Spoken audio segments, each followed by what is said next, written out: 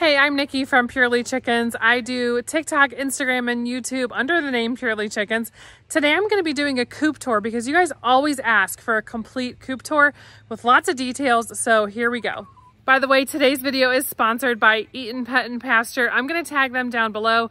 You can find their amazing hemp bedding, their nest pads, and their grubs on their website, www.eatinpetandpasture.com.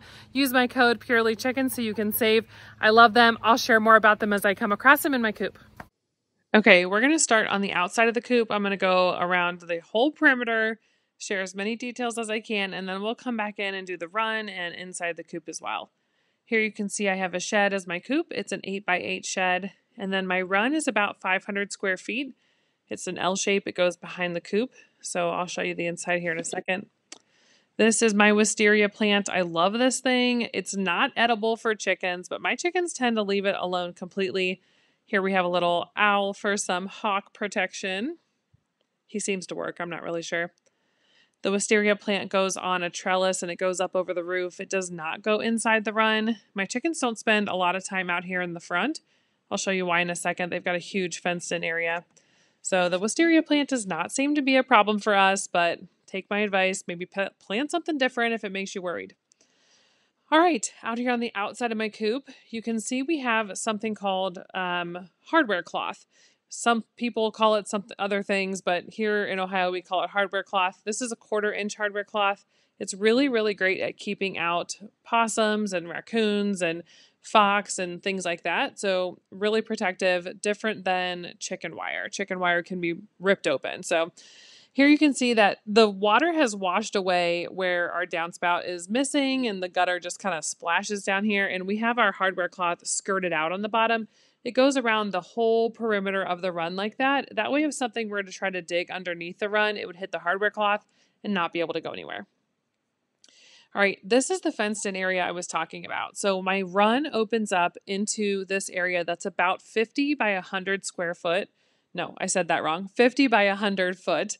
So the chickens can come out here under this, really good tree coverage and lots of bushes and brush for them to hide underneath. That helps protect them from the overhead predators. Now, it's not 100% foolproof. Other things can climb the fence or jump into the fence or get underneath it. But if you're going to let your chickens free range, that's more dangerous than what I'm doing here inside this fence. So yes, I know there's a chance that they could be taken or hurt by a predator, but most of those things are not outside during the daytime. So I like to have this area here. It also keeps them out of the neighbor's mulch and out of the driveway, away from the UPS man and all that kind of stuff. So I love how wide this is and how long it is. The chickens are always underneath here. Provides tons of shade, which is really important. If you're trying to decide where to put your coop, pick a spot with shade. You're definitely going to want to keep them out of the sun in the summer more than you want to put them in the sun in the winter. So this is what it looks like here. And at the end of this, I have a garden. Now, this is meant to be a chicken garden eventually. This is kind of revamped this year, so the chickens have not had access to it yet. That's why a lot of the plants aren't big yet. It's just kind of fresh. And when the chickens do come out here, though, towards the end of the season to kind of clean up the garden, I'll put bird netting over the top of this to protect them from the hawks, because we do have a lot of hawks in this area. That's probably our biggest predator. So inside the fenced garden, I planted mini clover for the pathways. We'll see how that works. I know my chickens are probably going to tear it up, but I'll let you know once that happens. And then here we've got berry bushes, which my goats kind of took care of before I finished putting up the fence. So thank you, goats. We've got elderberry bushes, squash, watermelon, zucchini, all sorts of different herbs, lavender, oregano, strawberry patch, spearmint patch, corn, lettuce, all sorts of stuff that chickens can have. This is really the best part of it, is that when I'm weeding my garden, I just toss it into the chicken's fence and the chickens eat it and pick all the bugs off of it. It works out really great. This is Caswell. She's taking a peek at us. She's hoping for some treats, but sorry, Cassie, I didn't bring anything. This is her in the fenced-in area. So you can see it's completely shaded, which is amazing. And in the fall, all these leaves will fall down to the ground, and the chickens absolutely love picking through them for bugs and all sorts of goodies. So it works out really well for us. My parents put this up. This is my parents' driveway next to the run. And yeah, hey guys, how you doing? Everybody came now because they are hoping for treats. You guys, I didn't bring any. We're doing a YouTube video.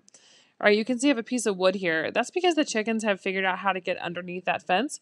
So one of my summer projects is to put wood all the way around this fenced-in area. Over the years, the ground has kind of eroded and left it, open for chickens and things to get in and out. So we're going to fix that. All right, all the way down here, more fenced in area. And then we have this pathway here that we built. This used to be woods, and we would always cut through here to get to my parents' house. So we decided to clear it out, plant some really pretty perennials, put a little bench in here and some pathway stones. Here's my dog. He's hanging out with us still. He really wants to be friends with the chickens. They are not too sure about him. All right, here's the left side of my coop. I've got some gravel here with some drainage to keep the water away from the coop and the run. This is kind of where I store my shovels and supplies and things like that. Over here, we've built this retaining wall. And actually, I had somebody build this. I did not build it myself. And starting right here, it goes all the way around. We have a French drain that is basically a pipe underground that has holes in it. And then we put gravel on top of that.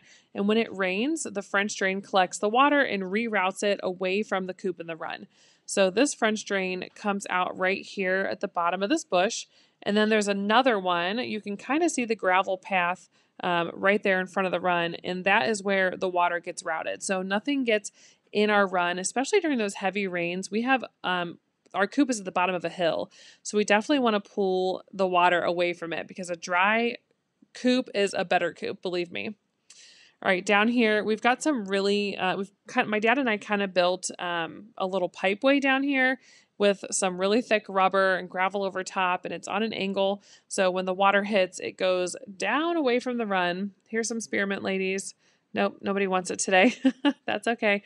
I love spearmint, and so do my chickens usually, but they're kind of confused at what I'm doing right now. All right, so that is the outside of my coop and run. Oh, over here, I want to show you my window as well. So I put hardware cloth on the outside of my windows.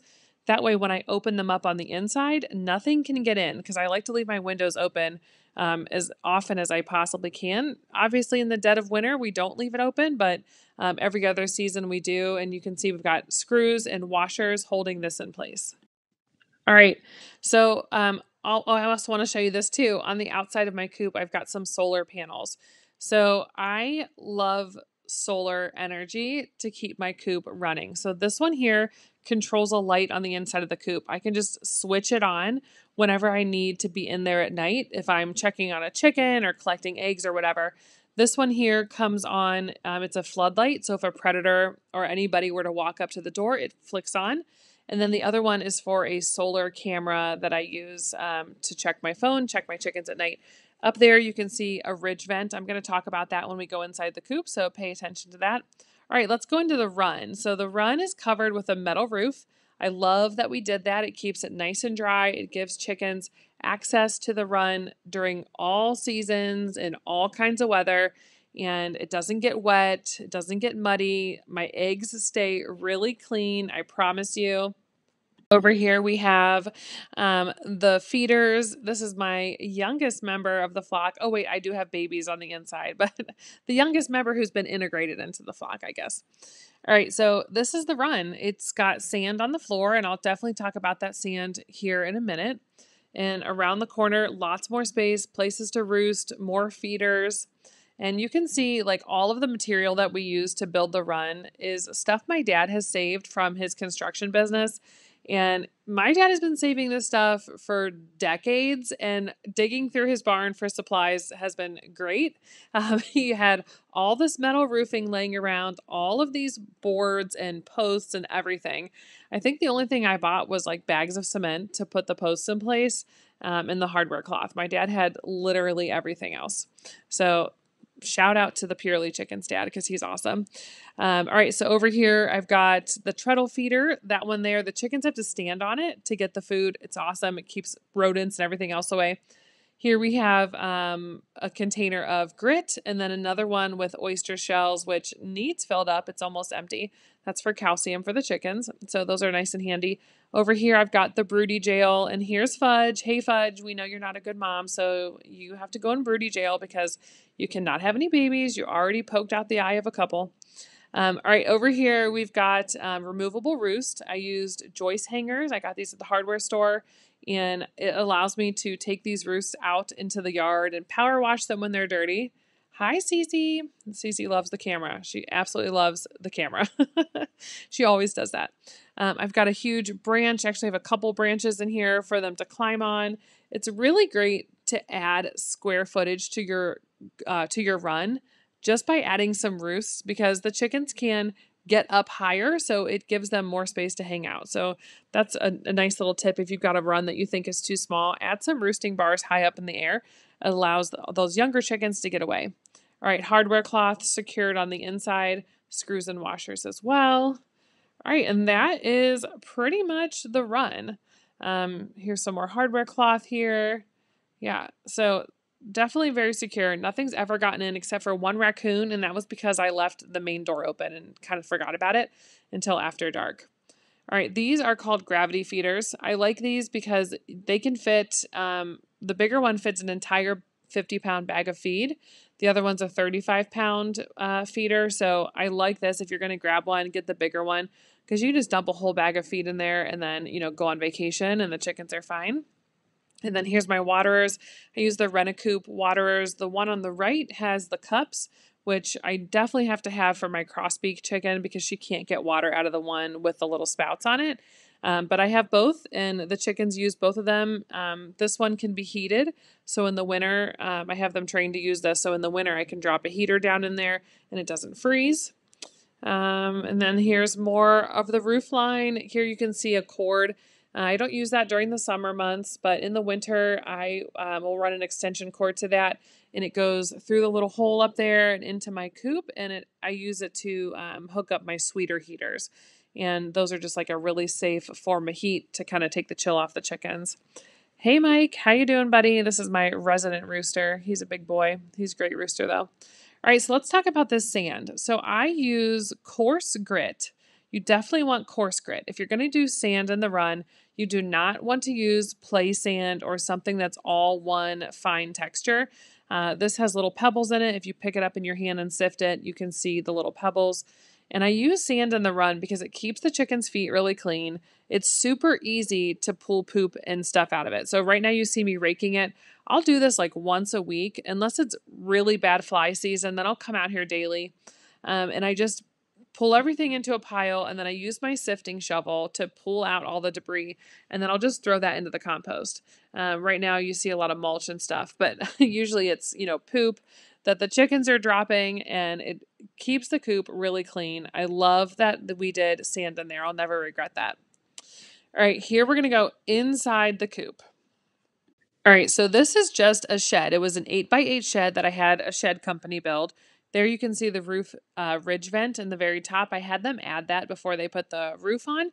That allows for lots of ventilation up at the top. I also have shed vents on the front and back and some solar vents I'll show you here in a second as well. All right, that's Corella. Hey, Corella, what's up, girl? We're going to take a look at the nesting boxes here in a second. We'll come right back to that. But this is just a basic little view of inside my coop. I don't have storage, so I just shove everything in the corner there. But yeah, I really love that we did this shelf in here and the removable roofs. I'll show you all of that. These curtains and these decorations need cleaned. Of course, I had to decorate my coop. I mean, if I'm going to be out here shoveling chicken poop, it's going to be decorated. Okay, it just is.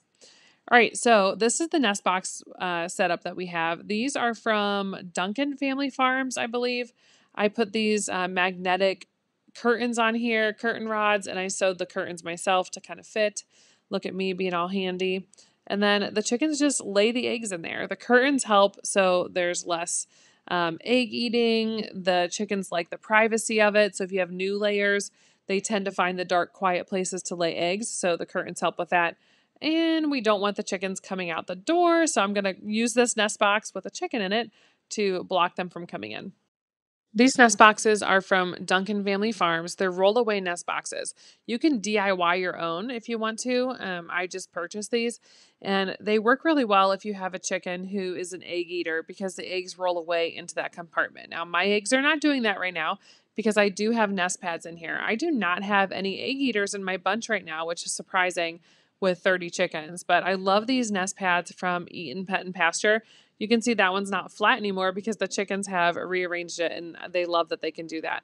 Here's how the nest box works. So if the chicken just drops the egg, it rolls into here and I can collect it and nobody can break it.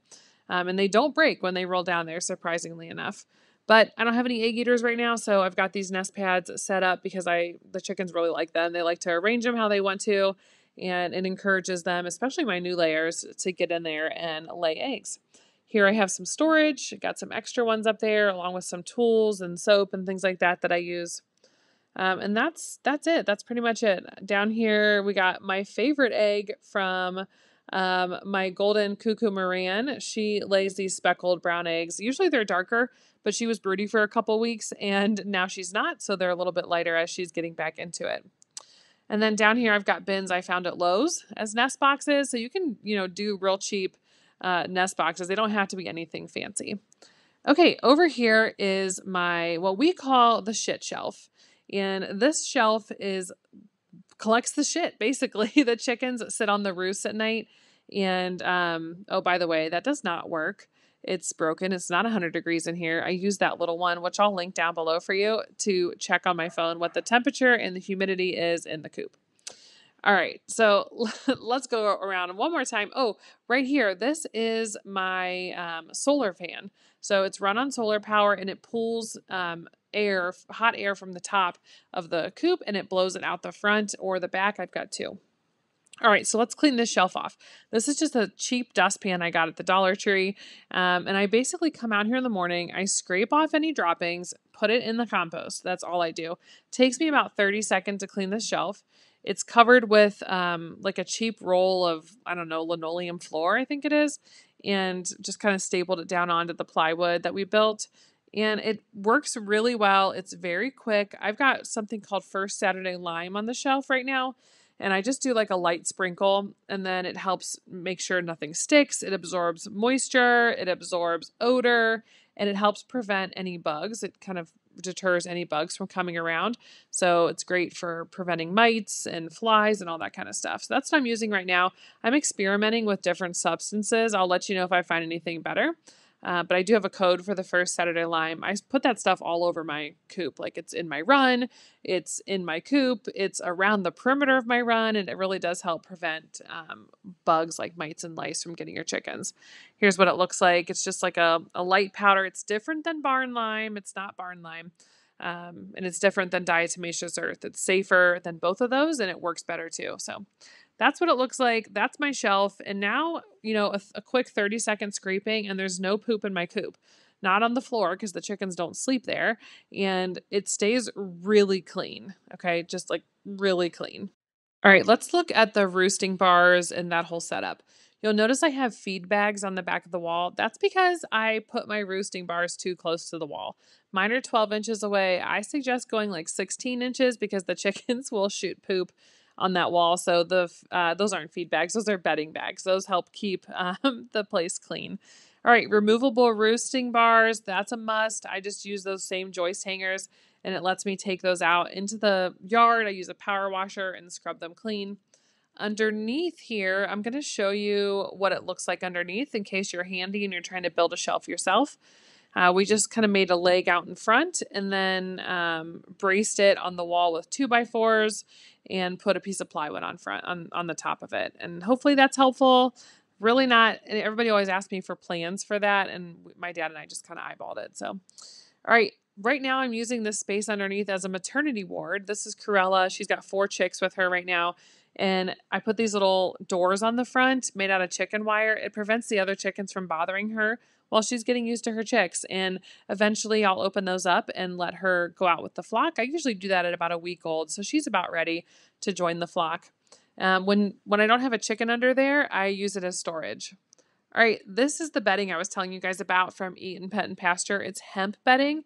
It's really great for the environment. It's really good for your compost. Hey, Chippy. Chippy thinks it's really soft on her feet, so when they jump down, it's really absorbent as well. I love this stuff so much. You can use my coupon code that's down below if you want to try it out. It's a real big upgrade for your coop, and I only have to change that bedding probably 3 times a year because it is so absorbent, and I do have that shelf that, it works really well. And it's safer on their respiratory systems, safer than pine shavings or straw or sand, which can be really dusty. Got a broody hen in here, got to take care of that. All right, Eaton Pet and Pasture also has grubs that are fed organic post-consumer or pre-consumer waste. So things from, breweries and places like that, that the waste that was going to go to a landfill, they feed to the grubs instead, and it is organic matter. And the chickens go crazy for it, as you can see, high in calcium, high in protein. One of the best things you can feed your chicken other than their chicken feed. And you can see even Jenny came in from the outside because she heard that we were having grubs. My chickens love this stuff, so go check them out. Get their nest pads, their hemp bedding, and their grubs all in one stop shop and use my coupon code that's down below, Purely Chickens. All right, I hope you guys enjoyed that coop tour. If you have questions, go ahead and put them in the comments, and I'll try to answer as many as I can. If you have anything you would add or change, let me know. And I hope you guys found it helpful. Have a wonderful day.